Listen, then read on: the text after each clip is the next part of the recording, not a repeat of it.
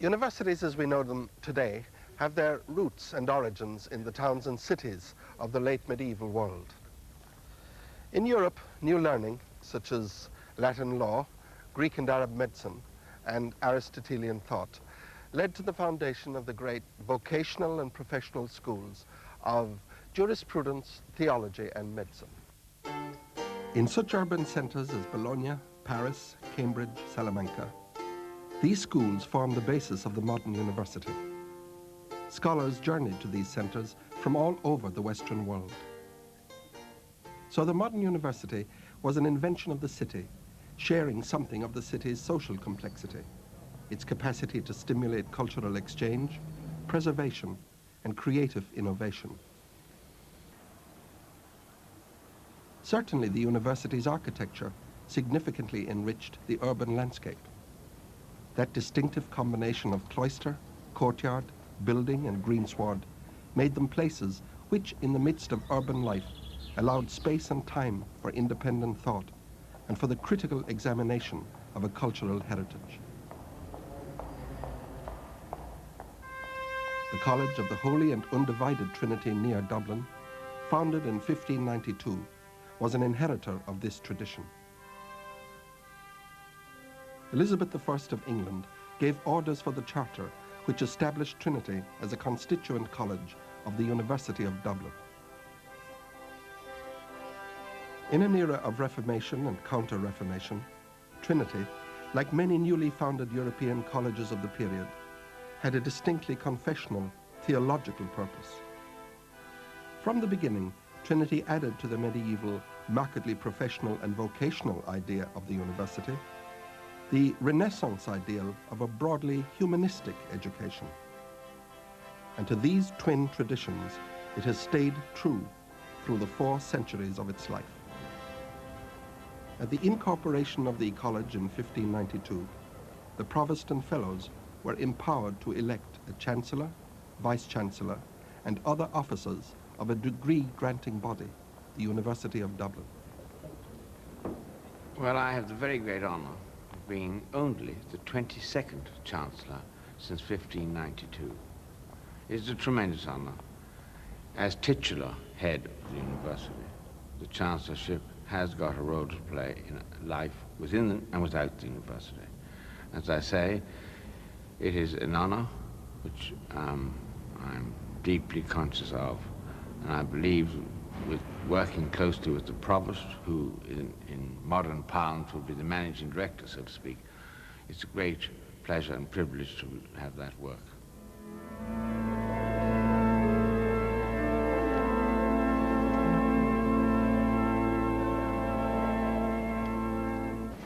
Gratum munus me demandatum est, ut tibi in manum atradam hanc icatam honorarium. Accipe ilambargo, egregia juvenis, honorificam quidam in praesentiam. Provost is the head of the college, and historically there's a distinction between the university and the college. When Queen Elizabeth founded us, her intention was that we would be a collegiate university with many colleges, such as Oxford and Cambridge came to be. But somehow or other, Trinity forgot about that idea on the way. And we have never had more than one college, which has got larger and larger. So I'm the head of this very large college. And the university structure is headed by the Chancellor, but relative to the size of the college, it's quite a small administrative and essentially formal structure for the award of degrees.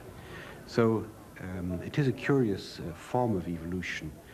In practice, we are like many modern large universities, but we have much of the structure and tradition of the ancient universities. Since the 16th century, the city has grown around the original site, so that now the college is one of the great universities of Europe, occupying a campus in the heart of a European capital. It is of the city, and yet set apart from it.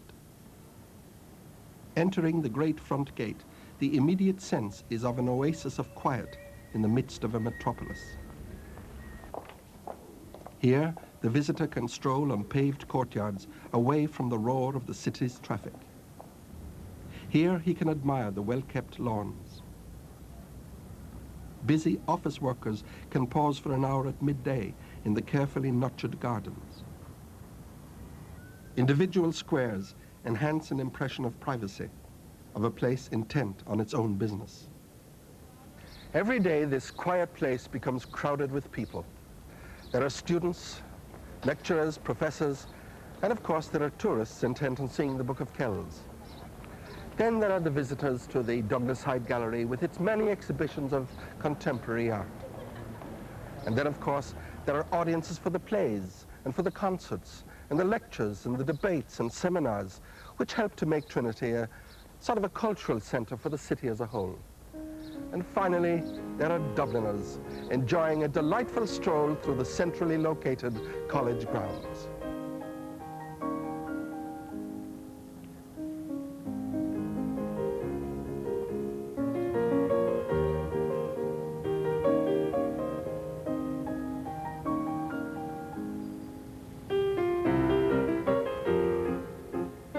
To walk the college's 40 or so acres suggests how throughout its history, Trinity has made its crucial contributions to the life of its times and to the city which soon began to surround it.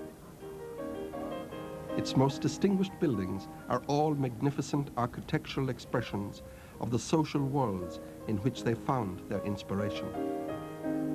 The earliest dates from the 18th century, by which time the city had encroached upon the college's originally rural site. Front Square, with its exact proportions and classical harmonies, the old library, the more domestically proportioned rubrics behind the trees, all suggest an era when the city represented an ideal of order, of Roman virtue and Augustan balance.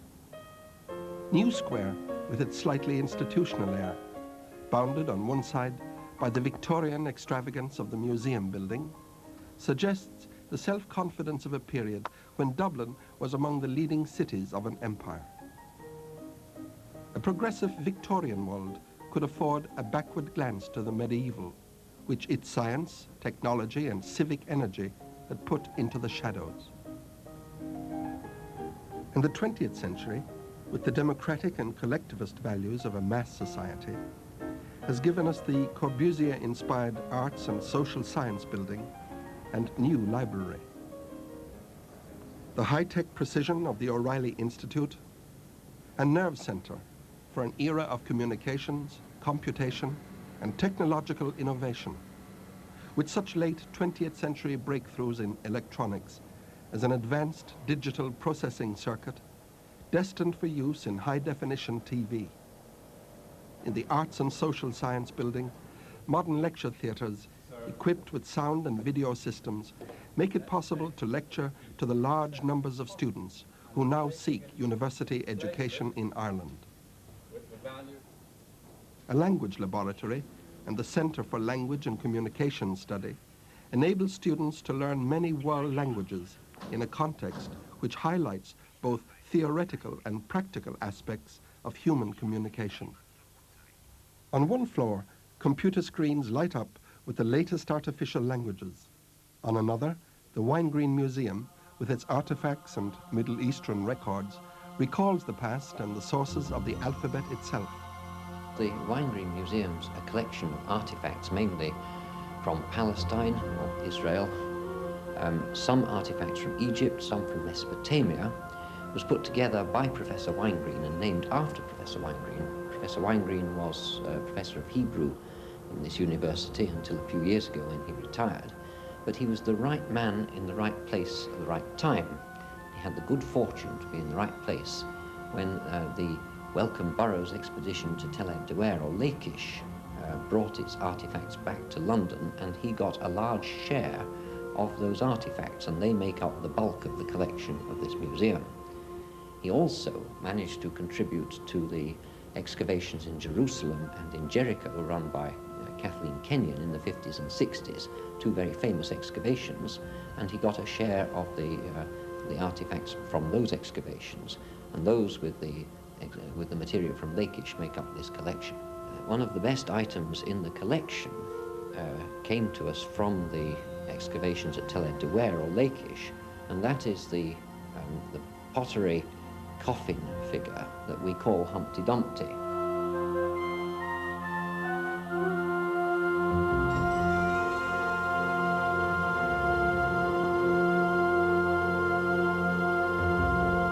In the Berkeley Library, the past and its records are made readily available by a computer retrieval system that gives the reader access to centuries of learning, as well as to the latest scientific paper. While the O'Reilly Institute of Communications and Technology, opened in 1989 with its highly successful campus companies, encourages the commercial exploitation of scientific and technological discovery in the university. Satellite sensing developed in the mid-70s. It's an automated scanning system which is put in space or in an aircraft, scanning the Earth's surface in different parts of the electromagnetic spectrum and recording that information digitally. In the IDA, the Industrial Development Authority, one of their staff was so excited by it that he resigned his job with the IDA. He joined, set up a company with me called Maptech, and we put £500 each into it. And he started selling over the telephone an image of Ireland to every chief executive in Irish companies very successfully. And then he convinced a North American map company, Rand McNally, to commission a series of satellite image maps of North American cities.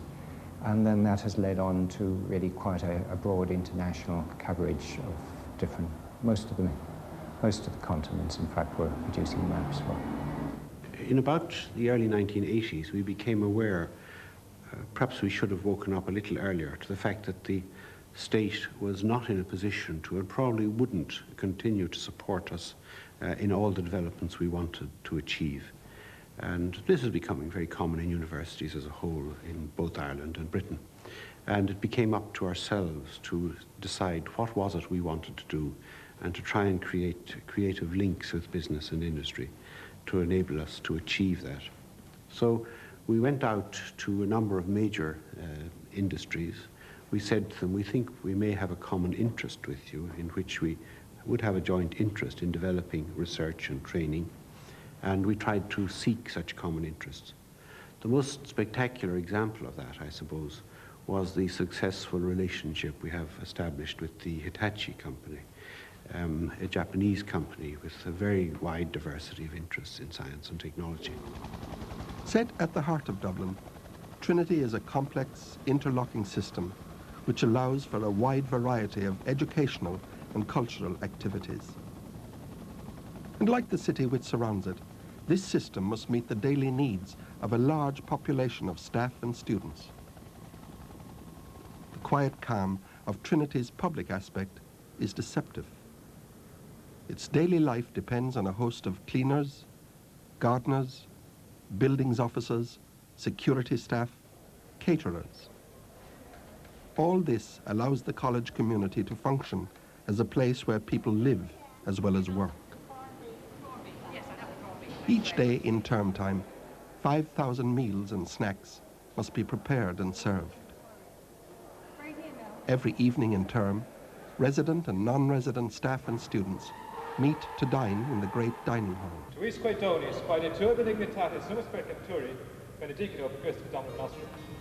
The tradition, with its Latin graces before and after meat, links the university with its past and symbolizes that this is still a residential college with its daily communal meal.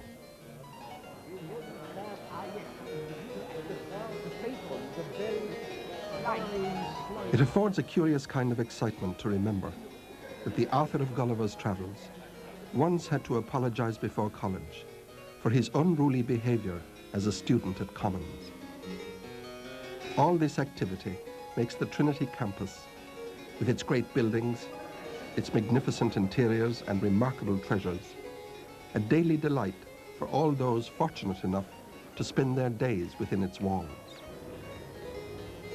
It can make, too, a visit to Trinity a high point for many of the tourists and visitors who spend time in the capital as part of their Irish itinerary. For, in visiting Trinity, the tourist is entering no mere museum in stone, but a living part of the nation's heritage. And for those visitors able to spend a few days on campus, as delegates to one of the many conferences which the college hosts each year, the environment is one where modern comforts can be enjoyed while admiring the architectural achievements of the past. The college has spent a considerable amount in recent decades to ensure that its venerable buildings are comfortably habitable for the late 20th century. As a conserver of the nation's heritage, Trinity, while adapting to contemporary demands, has a special responsibility to care for the splendid urban environment it has inherited. When rebuilding is required, or when new projects are envisaged, the campus as an urban masterpiece demands the most sensitive redevelopment. Trinity, at its 400th birthday, can be especially proud of its record in this respect. As recently as 1984, a fire destroyed much of one of the college's finest buildings, the great 18th century dining hall with its marvelous wood paneling and splendid ceiling. The fire of the dining hall that destroyed the dining hall and the common room was one of the most terrible shocks of the 1980s. It seems to have started in the roof of the dining hall itself, and that resulted in burning out the roof of the common room, the roof of the dining room, and in the terrible damage that was visible when we came onto the site the following morning. It happened late in the evening. There was an extraordinary number of people around to help with removing all of the artifacts that were portable.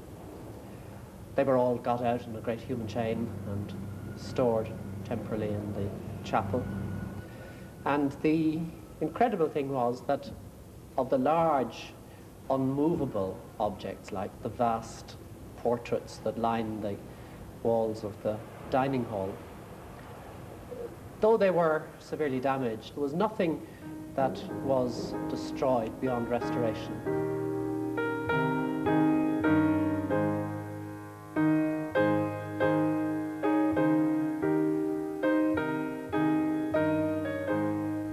Craftsmen and workers spent years in restoration, building the dining hall and the senior common room in the same complex back to their former glory.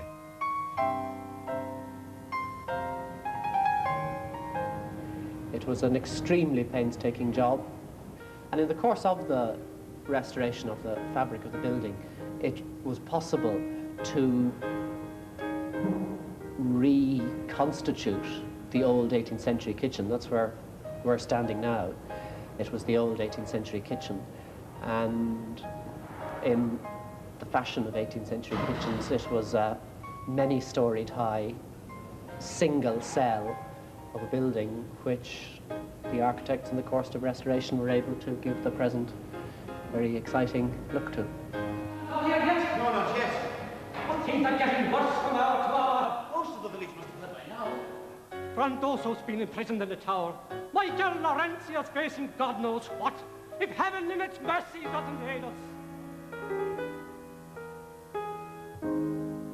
Here in the atrium, dramatic productions are presented in a setting which rightly won its architects and the college European recognition.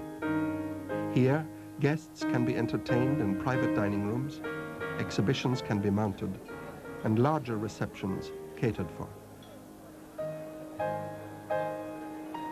Trinity's prime responsibility as a university is learning as a discipline, with inherited methodologies and internationally accepted professional standards. The college has 6 faculties.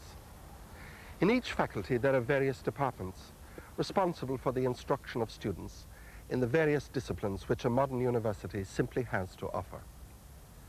A good deal of faculty time, therefore, is spent in research and curriculum building and in the study of new methodologies in scholarship and teaching. All this activity involves the recognition that true learning imposes its own disciplines.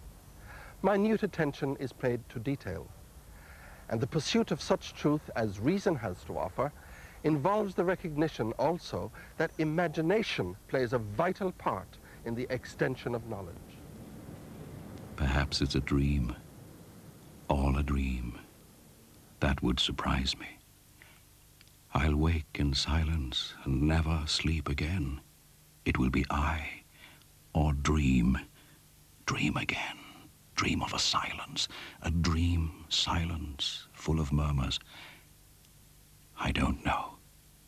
That's all words, never wake, all words. There's nothing else. You must go on. That's all I know. They're going to stop. I know that well. I can feel it. They're going to abandon me. It will be the silence for a moment, a good few moments, or it will be mine. The lasting one that didn't last and still lasts. It will be I. You must go on. I can't go on. You must go on. I'll go on. You must say words, as long as there are any, until they find me, until they say me. Strange pain, strange sin. You must go on. Perhaps it's done already. Perhaps they have said me already. Perhaps they have carried me to the threshold of my story, before the door that opens on my story. That would surprise me if it opens. It will be I. It will be the silence where I am. I don't know. I'll never know. In the silence you don't know. You must go on. I can't go on.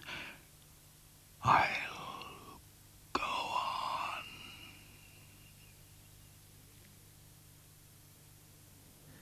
Most people who have studied at Trinity will remember the college as a centre for undergraduate education.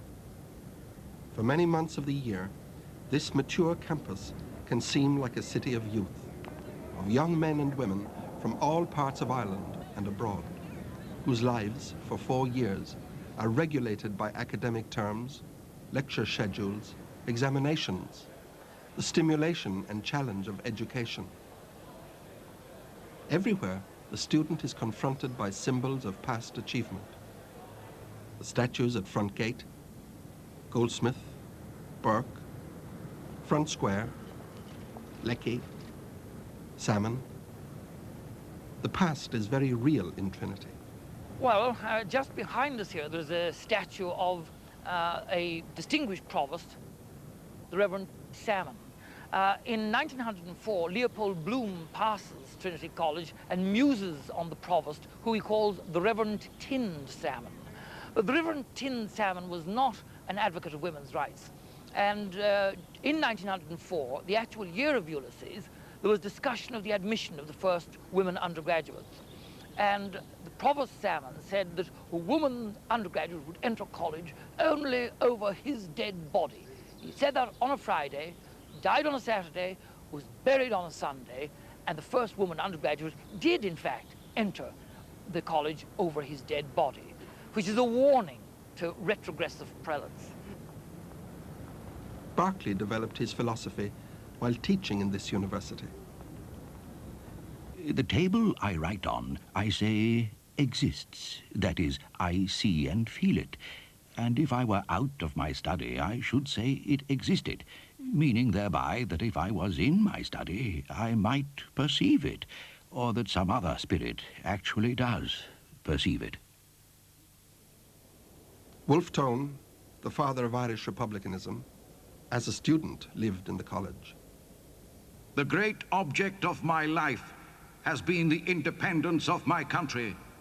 For that I have sacrificed everything that is most dear to man. Whatever I have said, written, or thought on the subject of Ireland, I now reiterate. Looking upon the connection with England to have been her bane, I have endeavored by every means in my power to break that connection. I have labored in consequence to create a people in Ireland by raising 3 millions of my countrymen to the rank of citizens. And it was at Trinity that John Millington Synge learned the Irish, which would one day allow him to enter the imaginative world of the Aran Islands and transform modern dramatic literature through his contact with the elemental energies of that place apart. In some ways, these men and women seem strangely far away from me. They have the same emotions that I have and the animals have, yet I cannot talk to them when there is much to say, more than the dog that whines beside me in a mountain fog. There is hardly an hour I am with them that I do not feel the shock of some inconceivable idea, and then again the shock of some vague emotion that is familiar to them and to me. On some days I feel this island as a perfect home and resting place. On other days I feel that I am a waif among the people.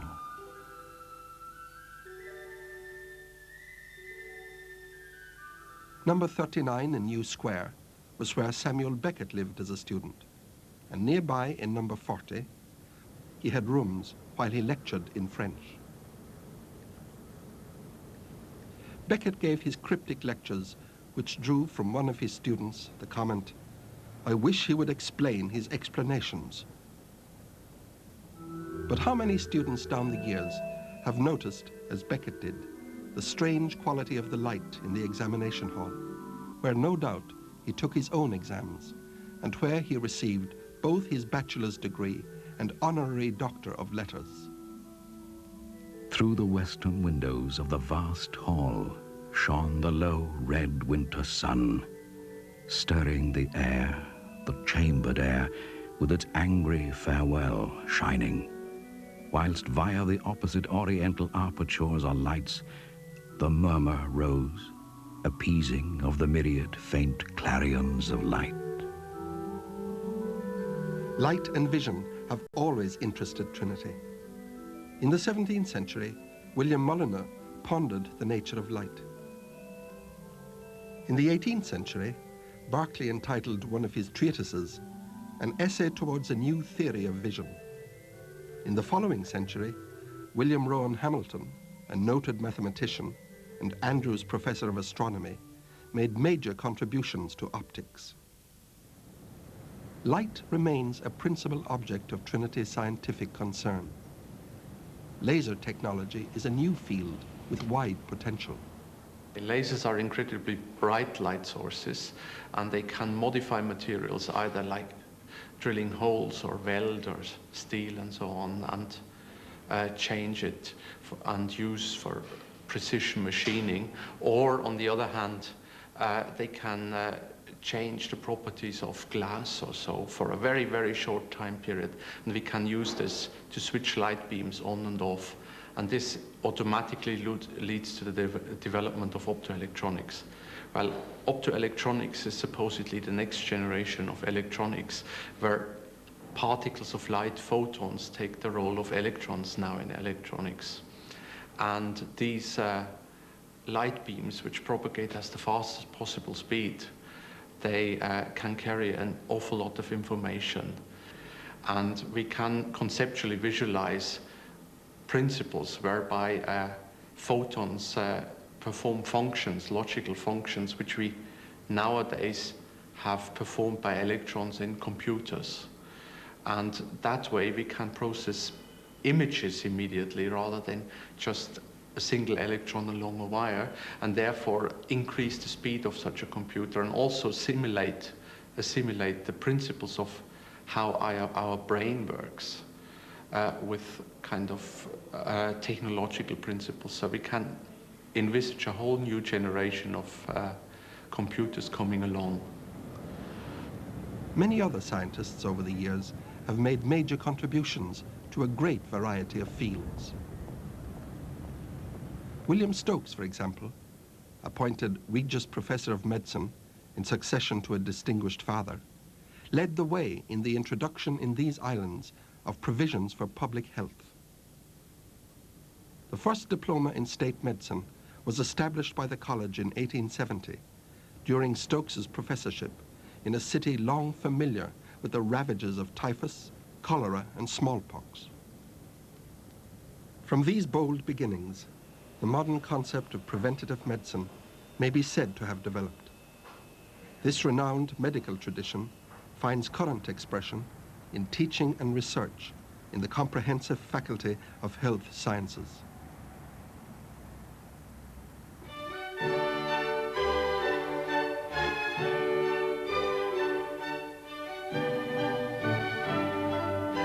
In the 20th century, in an era of revolution and collapse of empire, Dublin was to feature in one of the most experimental works of fiction the century has produced, James Joyce's Ulysses.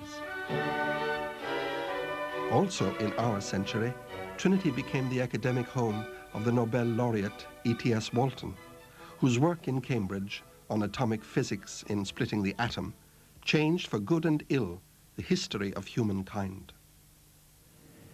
I was rung up one night by somebody in England. It was a journalist, I think. And he said to me, "Didn't you work with Sir John Cockcroft at some time?" And I said I did. And so he started to ask me some questions about it. And I said to him, "Why do you want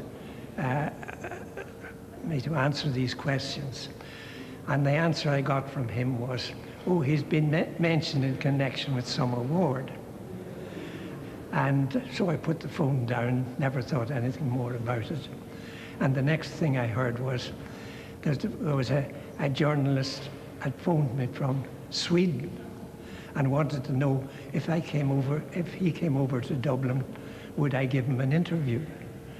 Well, then I began to wonder just whether this could possibly have something to do with the Nobel Prize.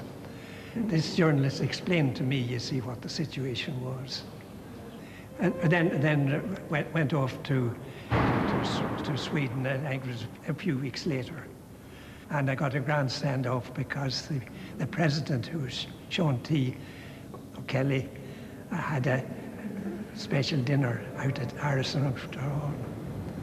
So Trinity is an academic centre with its own intellectual traditions and the history of achievements in many fields. Of course, for the contemporary student, the Trinity experience is not all tradition and academic laurels. There's the result of the annual colours match.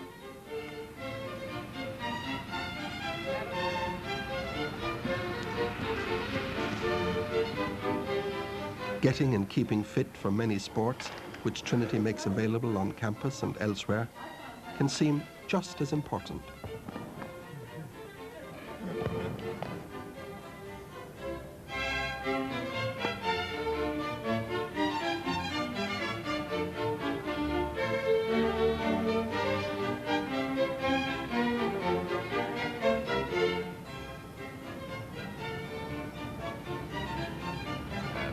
These particular fields that we're looking at, College Park is particularly important and famous in Irish sporting terms.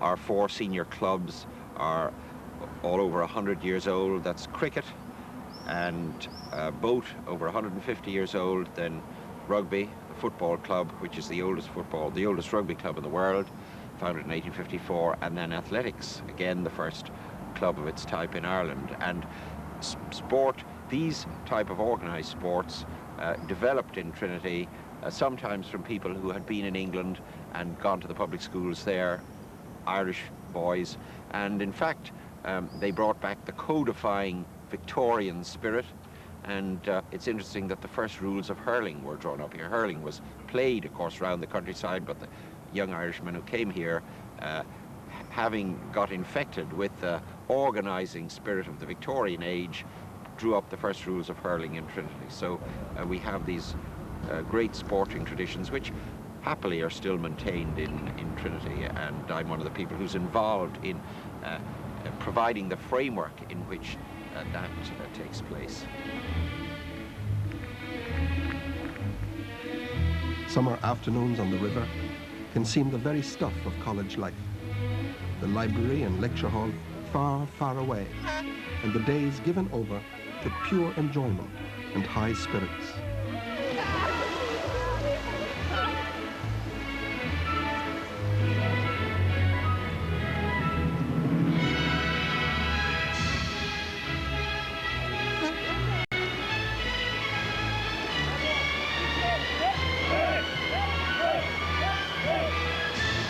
Trinity is full of character and life, and still happily produces characters. Of course, they change as history moves on, but I mean, one of the most famous was the junior dean of our time, Dr. R.B. McDowell, and certainly, I mean, our job as students was to make his life as difficult as possible. And we did this in various ways, climbing around the roofs, having bonfires on Guy Fawkes Night, just generally causing the usual student mayhem. He used to roam the squares of the college clanking his keys. And there was an anecdote, whether true or not, I don't know, about how the rifle club set him up. And he was crossing Botany Bay, a square just behind here, one evening, and suddenly a window shot up. A rifle barrel pointed out, there was a bang, and an undergraduate clutched his chest and sank to the ground, expiring. McDowell rushed over, oh my God, this is frightful, I don't know what's happening, maybe it's this direction, something terrible is happening, you must investigate this at once. As he was doing so, another window went up, another rifle barrel pointed out, there was another report, and a second undergraduate fell to the ground, clutching his chest. McDowell ran in between the two in a great quandary, it must be another rebellion, I don't know what's going on here. And then the third window went up, and a sepulchral voice issued saying, and the third one's for you, McDowell. Whereupon he gathered up the skirts of his gown and fled like hell out to the front gate. Now, that may have some basis in truth. It actually, I think, shows the affection in which a brilliant scholar, who's also a much-loved character in the college, is held. Well, I think the word real suggests more power than I actually had. It was an entertaining, if sometimes exasperating, time. And I'm always struck now by the number of people who claim to, with great affection, to have been fined by me. I think the theory is if you've been fined, you must have been a devil of a fellow and you want people to know it. And I'm now always sorry that I didn't fine more people and possibly now receive a small percentage as people may gain their social advantages out of it. I think that, now, if I say more, I should be, There are 80 or more societies which invite students each Freshers' Week at the start of the year to participate in activities which range from chess to mountaineering. In these societies, many distinguished men and women have found the inspiration for future success. I think it was new to me that you were encouraged to think and to express your views, and you heard different views, not just in the formal classrooms, but I was keen on debating, and in the Law Society or in the general debating societies, there was a very open forum in which people expressed divergent views, I mean really divergent, and I found that much different from the rather streamlined authoritarian education that I had had in my convent education.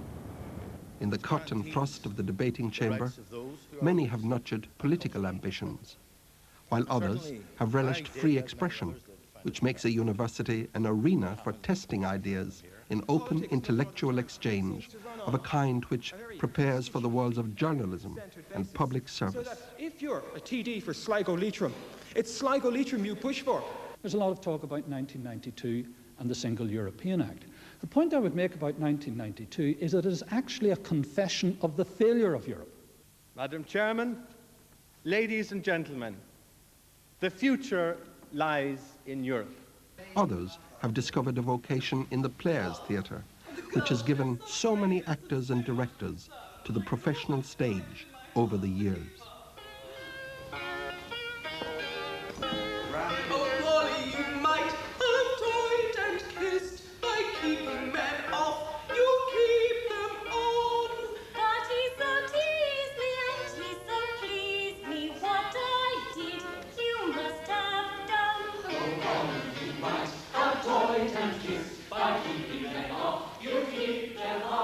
My specific memory of Players was that a man who shall remain nameless, called Paul McGuinness, who is now the manager of U2, told me, we were rivals at the time, that he was going to more or less put an end to my sojourn in Players and by becoming chairman. And I went to the man who should have been chairman and said to him, listen, you're going to get an attack on your left flank. Mr. McGuinness is going to take over this society and you should do something about it. I thought he was a little trusting, that man. And at the time of the election, Paul did put up his hand and was nominated, and someone behind him did, and that was me, and I became chairman. And we were deadly enemies after that. But we're since great friends, and of course we joke and laugh about that time. But I think I only became involved in Players to try and stop Paul McGuinness, and now we're both on the Arts Council together, and we talk, and we're both in very similar professions. The only difference is he's very rich and very successful. Like all of my friends from Trinity, like Chris de Berg and so forth, they all sort of managed to make it work somehow, you know. But we had great times and many, many stories and many anecdotes, and it was a very, very fun time. We ran the theatre as a theatre, you know, with invitations for the first nights and printed tickets. We did it all in the way we should, and it became a mini society in there. And there is, too, that privilege of youth, that essential part of the undergraduate experience, complete relaxation, solving the world's problems. Ready, set, go! Time as well, thankfully, for the annual pre-exam bash of Trinity Week in the early summer. Before the examinations close in, Trinity allows itself a week of social excitement, youthful exuberance, and communal celebration.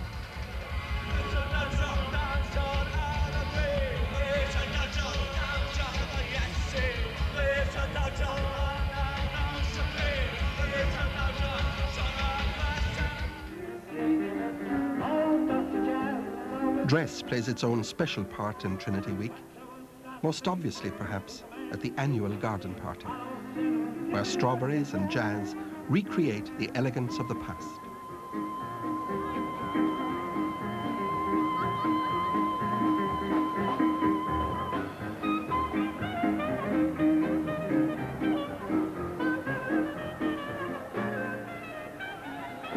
The week climaxes with the Trinity Ball. There should be close to 6,000 people here tonight. We start preparations in around November time, and there's a committee of 20 people who work on the show. The main things we organised are the entertainments. We'll have 30 bands playing. There's 8 different venues around the college. We think we have possibly corrected on this, but we think that it's the largest event of its kind held in the world. Certainly, I would think the largest student event of its kind, and it's organised totally by students. There is some input from the college, and the college are very good. They do allow us a lot of free rein, within certain limits, of course, to organise the events during the week and the ball itself. For the whole arrangements during the day and on the night of the ball, we would expect that up to 500 people working. We'd have possibly up to 40 or 50 people working on lights. Then we, of course, have the sound crews, then our own entertainment crews, who are students. And we have 60 student stewards working with us, and there's 40 college security. We have 10 or 15 Gardaí who work with us on the night. From 6 o'clock this evening, we take full responsibility for what goes on within the college. We seal it and seal the perimeter. And then only people, ticket holders and residents, of course, can come in and out of the college. And we then, at 6 a.m. tomorrow morning, when the ball finishes, hand it back to the college, hopefully in exactly the same way that we got it.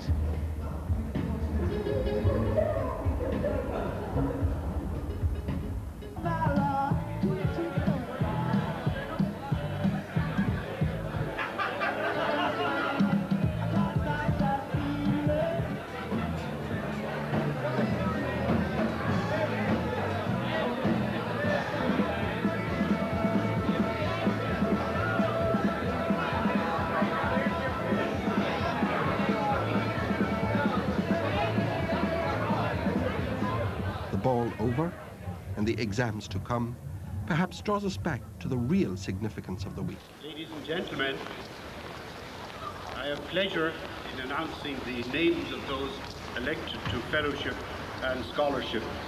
It is on Trinity Monday, at the start of Trinity Week, that the names of new fellows and scholars of the college are announced. In European studies, Lawrence These undergraduates Timothy Howell and members of Cox the academic faculty are recognized as exceptionally gifted members of the college community and are elected to the body corporate of the college following a stiff competition or a special examination. Also on Trinity Monday, the fellows and scholars enjoy a rather different competition, a game of marbles.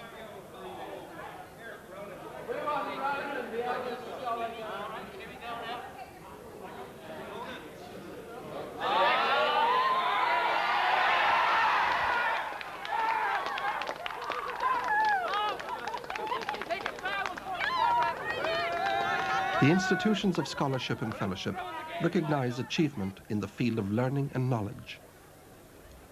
As such, they demonstrate the college community's high regard for the research conducted by its scientists, doctors, literary scholars, and linguists, without which it could not maintain its standards as an organization dedicated to innovation as well as preservation. Sometimes people think that these can be isolated from one another, and people wonder, should you not have such a thing as a teaching university? We believe that that isn't the case.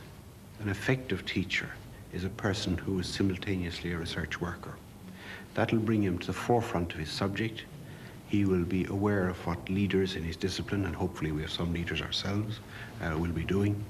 He will attend conferences.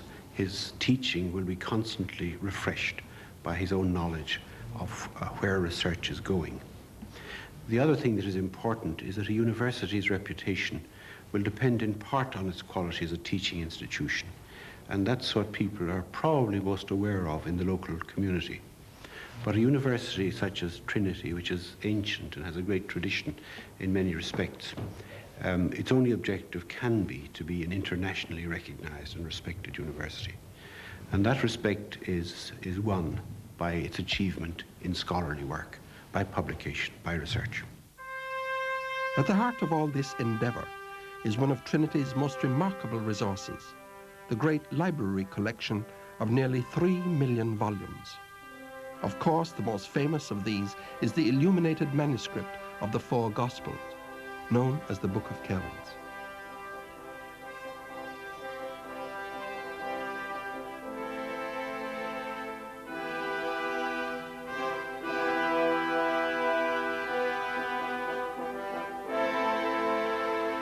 This unique Irish storehouse of the world's knowledge has to be collated and cared for. And conservation of the library's rich holdings of ancient manuscripts, maps, and books is also a major responsibility, skillfully discharged by the Conservation Laboratory. Trinity is fortunate among universities in that almost all of its activities can be conducted on one central city campus. So social expression can the more easily be given to an ideal of the university as a community, one which encourages academic contacts between the disciplines. Even the ghosts of the past appear to have their own life about the place. During my time here as a teacher, I recall people like W.B. Stanford, the professor of Greek, whose work in Greek poetry is still an inspiration. Then there was Martin O'Kine, the great short story writer and novelist who worked in the Irish department. And there was A.A. Luce, the philosopher and interpreter of Berkeley. All these people and others seem still to have their own life here, a way of life that is unified and peculiar to Trinity College. In such an environment, it would not be hard to understand that Trinity stands for the pursuit of knowledge as a unity and seeks the broadest possible interchange between the disciplines. Special occasions in the dining hall, when guests and former scholars are welcome to the college, offer opportunities for conversation and social exchange in the college community as a whole. Lectures and public discourses also highlight Trinity as a place in which learning, independent thought, and the sharing of its wisdom are held in the highest esteem. The ceremony of commencements, in which graduates receive their degrees from the hands of the chancellors or one of his pro-chancellors in a Latin ceremony, symbolizes the university's role as an arbiter of academic and professional standards that can command universal respect. In this ancient and dignified ceremony, the university takes its place in a living community of learning, which has its own sources in the cities of medieval Europe.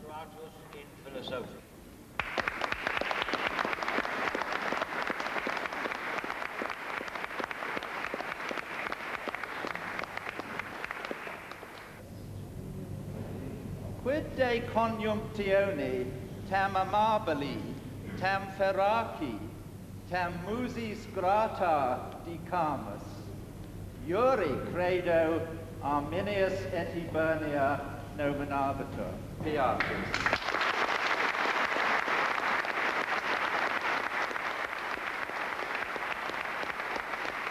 Trinity is also a residential community. 500 students live on campus each year, adding to the communal atmosphere of collegiate life.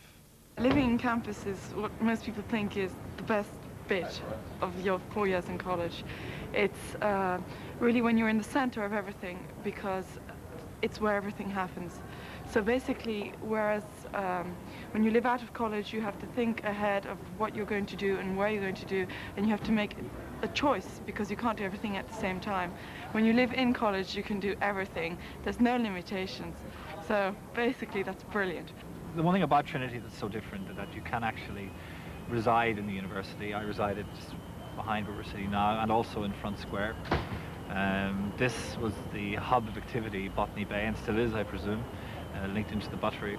There's one incredible incident that I didn't see happen myself, but I'm sure it definitely happened. It actually happened here in Botany when the buttery was being rebuilt, and there was a lot of construction going on, and there was a crane, and allegedly one student with some engineering experience managed to swing the crane across into Pierce Street and lift a car up and put it into the buttery effectively, which caused quite significant problems with the Pierce Street Gardaí and the like. It was just a great fun era, and there was so many situations and anecdotes and funny evenings. It's difficult to actually pinpoint any significant one of them. But the fact that it is a residential college, it brought so much to it. It brought a complete way of life, a community. And for a number of the staff, the college is home in the most literal sense. But living in the center of the city, it's really quite unique, and in an island like this in the center of the city, it's really a remarkable place to live. And because of Trinity's history and the way the university, first of all, was outside the walls, and then in 1592, and then the city spread down as the River Liffey was drained, we are now on a site of some 35 acres, dead in the center of the capital city, with our own playing fields here, and with 450 or 500 people living in residence, and it's quite unique. Anyone who has ever attended Trinity or worked within its walls will have personal memories to explain its powerful hold on the imagination and the affections. For some, these will be memories of long summer days in College Park, watching the cricket, dreaming of the vacation to come, when exams will be forgotten. For others still, there will be memories of wet evenings, when it seems as if in the lamplight, the present is filled with a sense of the college's long history. For others, There may be memories of early mornings or of the days around Christmas, when the college seems momentarily bereft of its living population and is turned in on its own recollection of the many thousands of students and staff who have been proud over 4 centuries to be members of the college. And voices echo from a past which has contributed memorably to the worlds of literature and philosophy. O luxury, thou cursed by heaven's decree, how ill exchanged are things like these for thee. How do thy potions with insidious joy diffuse their pleasures only to destroy? Kingdoms by thee, to sickly greatness grown, boast of a florid vigor, not their own. Were not the people of Ireland born as free as those of England? How have they forfeited their freedom? Is not their parliament as fair a representative of the people as that of England? And hath not their privy council as great or a greater share in the administration of public affairs? Are they not subjects of the same king? Does not the same sun shine over them? And have they not the same God for their protector? Am I a free man in England, and do I become a slave in 6 hours by crossing the Channel? Yet each man kills the thing he loves. By each let this be heard. Some do it with a bitter look, some with a flattering word. The coward does it with a kiss, the brave man with a sword. Trinity, in this last decade of the 20th century, sends its graduates to many countries of the globe. A university in the heart of a city, it is also a university beside a river and the sea. These expeditors of travel and trade, which open Ireland to the world. You're always running into Trinity people, and there's always a sort of a club, an international club, and they're all, without exception, I have found, have very happy memories of their time spent here. I finished the law exams in Trinity in early September, put down my pen and went to the Harvard Law School in 1967. And the term had already just begun, in fact. And I was very impressed by the good preparation I'd had in Trinity. I had no difficulty keeping pace with the very exacting and demanding and challenging master's program in Harvard. And I felt very grateful to Trinity Law School for an extremely good grounding. And when I went in through the portals of Trinity in October '68, even though I'd been born and lived in Dublin all my life, I had never been inside Trinity before. So you can imagine what the experience was like. I had gone in somewhere 3 miles from where I lived into this exotic, enclosed, protected society, and I can safely say it was the happiest 4 years of my life. I loved it. It's been a major part of my life, and it's proved incredibly valuable to me in my own personal career pattern. There's no question about that. Both the disciplines I learned here, the attitude of mind and the people I met here, and also people's perception of Trinity, which is tremendous, that package, that combination of attributes.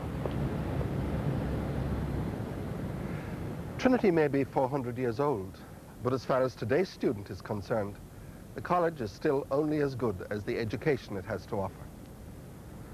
A university, like the city itself, must always be prepared to accept the challenge of renewal so that the students may enjoy themselves and educate themselves for life as generations have done before them.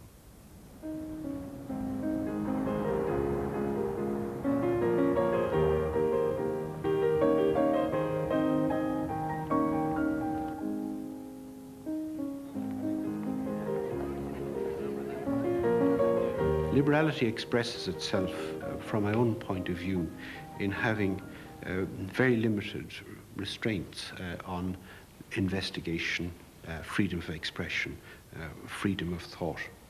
And we don't try to exercise restraints other than those imposed by law on our colleagues and on our undergraduates. We think that the intellectual development of a society such as this is ultimately dependent on a very high degree of freedom. People have their own personal restraints derived from their own traditions and the societies in which they grew up, and of course these are honoured and respected. But from the university's ethic as a whole will be to maximise freedom of thought, of speech, of expression, and I hope that we will always stay there.